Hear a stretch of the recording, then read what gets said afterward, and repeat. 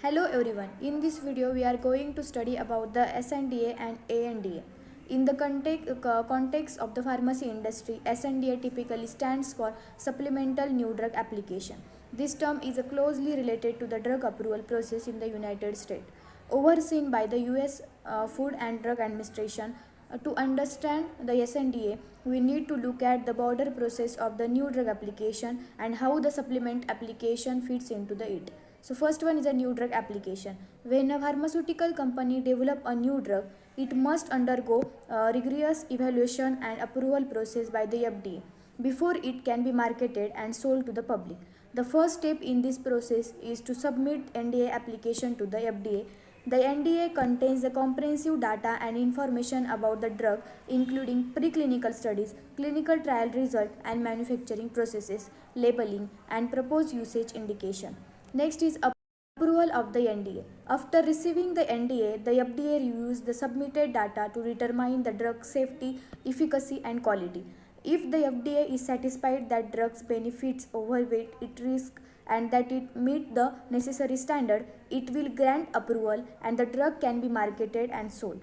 Next is the supplemental new drug application. Sometime after a drug has been approved and it is already on the market, the pharmaceutical company may seek to make changes or additional to the labeling, manufacturing process, dosage form, or usage indication. When a company wants to modify supplement approval NDA, they must submit a supplemental new drug application. The SNDA includes the specific information to related changes being proposed, along with the supporting data and the evidence to demonstrate that the changes do not compromise the drug safety, efficacy, or the quality. The FDA reviews the SNDA to ensure that proposed modifications are appropriate and if approved, can be implemented without putting the patient at risk. Example of situation that might necessitate the SNDA include first one is the expanding indication. The company may seek to include additional therapeutic users for the drug beyond the original approved indication. Second is the dosage form changes. The company may propose a new dosage form, for example, changing from the tablet to a liquid formulation to enhance patient convenience or compliance. Next is a labeling update. The company may want to update the drug's labeling to include new safety information or to clarify existing information. Next is the manufacturing changes. If the company plans to change the drug's manufacturing process or manufacturing facility, they may need to submit the SNDA to ensure changes do not impact the drug's quality or performance. Next is the pediatric use. The company might seek to include pediatric indication for the drug, requiring additional clinical data related to its use in children. It's important to note that the SNDA process is similar to the initial NDA process in terms of evaluation and approval. The FDA conducts a thorough review of submitted data and may request additional information or clarification before making a decision. In conclusion, the supplementary new drug application is a mechanism which pharmaceutical companies can propose changes to an already approved drug, and it plays a crucial role in ensuring drug requiring additional clinical data related to its use in children. Next topic is the ANDA. ANDA stands for Abbreviated New Drug Application, and it is important regulatory pathway in the pharmaceutical industry, specifically in the United States. An ANDA is a type of application submitted to US FDA for the approval of generic drugs. The ANDA process allows pharmaceutical company to produce and market generic version of the brand name drugs once their patent exclusivity has expired. Here is a detailed explanation of the ANDA process. So first one is the purpose of the ANDA. The primary goal of the ANDA is to demonstrate that the proposed generic drug is bioequivalent to the reference listed drug, which is the brand name drug that has already been approved by the FDA. Bioequivalence means that the generic drug has the same active ingredient, strength, dosage form, and route of administration as the brand name drug, and the product's same pharmacological effects in the body. Second is the criteria for ANDA submission.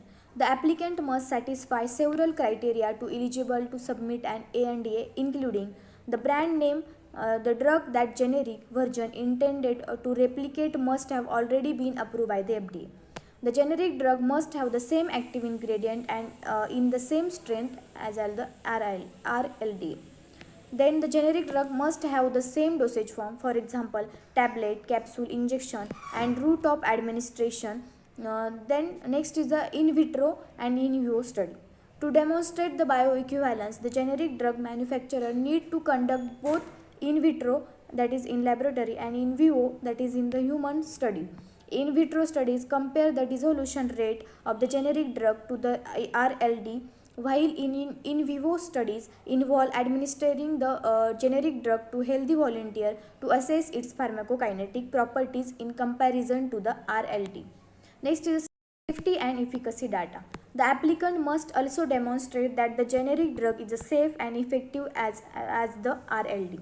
This typically involves submitting data from the clinical studies to support safety and efficacy claims.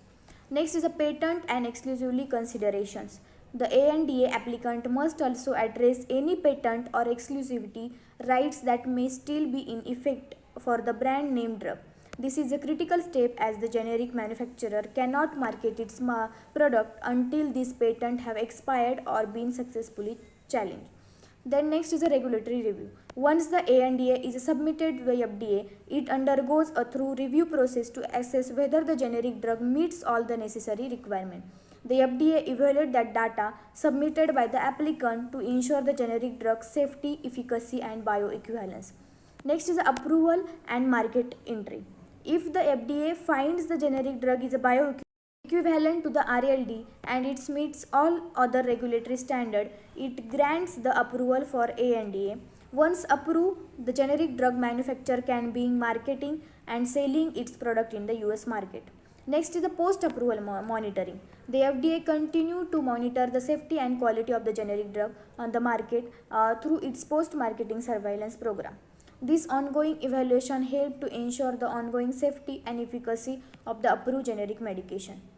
In the ANDA process is a crucial pathway that allows the generic drug manufacturer to bring affordable version of the brand name drugs to the market, fostering competition and potentially reducing the healthcare cost for consumer. It ensures that generic drugs are safe, effective, and bioequivalent in the name counterpart. That's all about the SNDA and ANDA. Thank you.